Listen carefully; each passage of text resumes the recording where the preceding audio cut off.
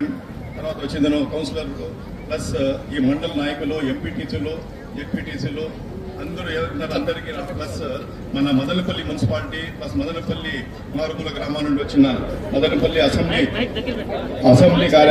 వచ్చిన ప్రజలకు నా హృదయపూర్వక నమస్కారాలు. ఈ రోజు ఎట్లుందంటే ఒక పండగ వాతావరణం అనిపిస్తా ఉంది. నేను అందరికంటే ఫస్ట్ ముఖ్యంగా నేను మోహన్ రెడ్డి గారికి కానీ, పెద్దిరెడ్డి రామచంద్రారెడ్డి గారికి కానీ, పెద్దిరెడ్డి మిథున్ రెడ్డి గారికి కానీ నా ధన్యవాదాలు తెలుపుకుంటా ఉన్నాను. ఎందుకంటే నాకు వాళ్ళు ఇప్పుడు ఒక దీనిగా ఇన్ఛార్జిగా వేసింది కాకుండా తర్వాత నాకు వచ్చిందని ఇప్పుడు వాళ్ళు ఒక ఎమ్మెల్యే అభ్యర్థిగా వైఎస్ఆర్సీపీ ఎమ్మెల్యే అభ్యర్థిగా నన్ను ఎన్నుకొని ఈరోజు మీ ముందు నాకు నా చేతుల మీదుగా ఇంత మంచి కార్యక్రమం చేపించి ఈ ఇల్లు వచ్చిందని మీకు అందజేసినట్టు చేసినందుకు ఫస్ట్ వాళ్ళకు నా కృతజ్ఞత తెలుపుకుంటున్నాను. ఒక ఇల్లు అనేది మా ఒక ఆత్మ గౌరవంతో సమానము. ఈ రోజు మనకు ఒక ఇల్లు కావాలంటే మనం చూస్తూ ఉంటాము. ఎక్కడ పోయినా ఒక పాపను పెళ్లి చేయాలంటే కూడా, కూతుర్ను ఇవ్వాలంటే కూడా, కొడుకు పెళ్లి చేసుకోవాలంటే ఏం చేసుకుంటే కూడా ఫస్ట్ అడిగే ఒకటే మాట ఏమంటారంటే వాళ్ళకి ఇల్లు ఉందా అంటారు ఫస్ట్ క్వశ్చన్. అందువల్ల ఇట్లా మన ఏ నిరుపేద మనిషి యొక్క పేదవాడి ప్రతి ఒక్క కళ వచ్చిందనో ఇల్లు ఉండాలా అనేది వాళ్ళు ప్రతి ఒక్కరూ కోరుకుంటారు.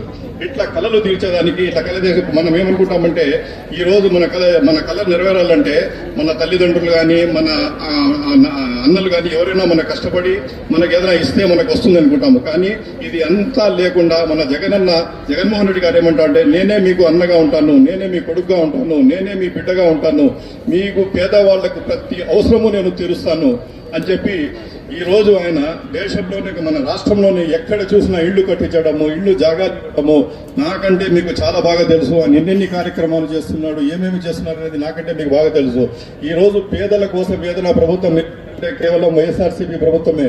కాబట్టి మనం ఒకటే ఆలోచించాలమ్మా. ఈ రోజు అవతల పార్టీ వాళ్ళు ప్రజలకు చేసేది ఏమీ లేకుండా ఆయనకు గద్దె దించాలనే దురుద్దేశంతో వాళ్ళు ఏం చేస్తున్నారంటే ఒక కూటమిగా ఏర్పడి ఎటువంటి పరిస్థితుల్లోనూ ఆయన గద్దె దించాలా, ఆయన ప్రజలకు చాలా మేలు చేస్తున్నాడు, ప్రజల హృదయాల్లో స్థానాలు కల్పించుకుంటా ఉన్నాడు, కాబట్టి ఆయనకి ఏం తిరిగి గద్దె దించాలనే దురుద్దేశంతో ఏం చేస్తున్నారంటే ఒక కూటమిగా ఏర్పడి మీ ముందుకు వచ్చి కల్లబొల్లి మాటలు చెప్పి లేనిపోని మేనిఫెస్టోలు పెట్టి చేసేది ఏమీ లేదు. వాళ్ళు ఊరికే కల్లబొల్లి అంతా ఎండమావి మాదిరే, ఎంత నీళ్లు అనేది ఏముండవు, దూరం నుండి మటుకు కనిపిస్తూ ఉంటుంది, చేసేది ఏముండదు. మీ దగ్గరికి వచ్చేసిన రకరకాల వాగ్దానాలు చేస్తున్నారు. కాబట్టి నేను కోరుకునేది ఒకటే ప్రజలకు, ఖచ్చితంగా అది ఎవరు నమ్మొద్దండి. ఏదైనా ప్రజల కోసం చేసే వ్యక్తి అంటే కేవలం జగన్మోహన్ రెడ్డి గారే. కాబట్టి ఆయన చెప్పింది చేస్తాడు, చెప్పింది చేసే వ్యక్తి కేవలం జగన్మోహన్ రెడ్డి గారే. కాబట్టి మనం ఆలోచించి ఇంకా రాబోయే ఎన్నికల్లో ఈ రోజు ఆయన ఇంత మన కోసం చేశాడు. ఇప్పుడు మనము ఆయన రుణం తీసుకునే టైం వచ్చింది. ఆయన దగ్గర 125 సార్లు బటన్ నొక్కినాడు. ఇప్పుడు మనం కేవలం 2 సార్లు బటన్ నొక్కల్లా. ఒక ఎంపీ అభ్యర్థిగా ఉండే మిథున్ అన్న కానీ, ఎమ్మెల్యే అభ్యర్థిగా ఉండే నాకు కానీ ఆ బిటర్నకి అఖండ మెజార్టీతో గెలిపించి మా ఇద్దరిని ఒక గిఫ్ట్ మాదిరి మీరు జగన్మోహన్ రెడ్డి గారికి సమర్పించాలా. ఈ రోజు జగన్మోహన్ రెడ్డి గారు సెంట్రల్లో మన స్టేట్ లో ఉండడం మన అవసరము. ఆయనకు సీఎం పదవి కాదు, మనకు ఆయన సీఎంగా ఉండడం చాలా అవసరం. కాబట్టి ఒకటే మనం చూసుకోవాల్సింది, ఖచ్చితంగా మనం అందరూ ఉండి ఆయనకు గెలిపించుకొని అఖండ మెజారిటీతో గెలిపించాలా. అది కాకుండా ఈ రోజు ప్రజల కోసం ఇప్పుడు ఎలక్షన్స్ కూడా వస్తున్నాయి చాలా మంది. ఇప్పుడు మీరు ఆయనకు జనరల్లీ ఆయన కోరుకునేది ఏమంటే ఏది కానీ ఇల్లు కానీ, ఇళ్ల పట్టాలు కానీ ఏది కూడా ఆడవాళ్ళ పేరుతో ఇస్తారు. ఆయన ఆడవాళ్ళ పక్షపాతి ఆయన. కాబట్టి మీరు కూడా ఆడవాళ్ళు కూడా ఒక ఇదిగా ఏర్పడి వాళ్ళు పోయి ప్రతి ఒక్కరికి చెప్పి ఇట్లా ఆయన మా అన్న కానీ, మా తమ్ముడు కానీ, నా బిడ్డ కానీ ఈయనే మనకు కావాలా అని చెప్పి ప్రజల్లో పోయేసిందులో మీరు ఖచ్చితంగా వాళ్ళకు ఒక స్టార్ క్యాంపెయినర్స్ గా వాళ్ళ కోసం తిరిగి ఆయన కోసం ప్రచారం చేసి వాళ్ళకి అఖండ మెజార్టీతో గెలిపించాలా.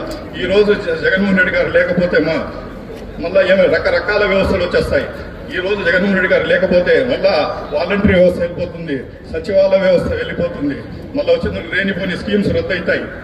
మళ్ళీ ఏం చేస్తారంటే జన్మభూమి కమిటీలు వచ్చేస్తాయి. వాళ్ళు జన్మభూమి కమిటీలు వచ్చేసి ప్రజలకు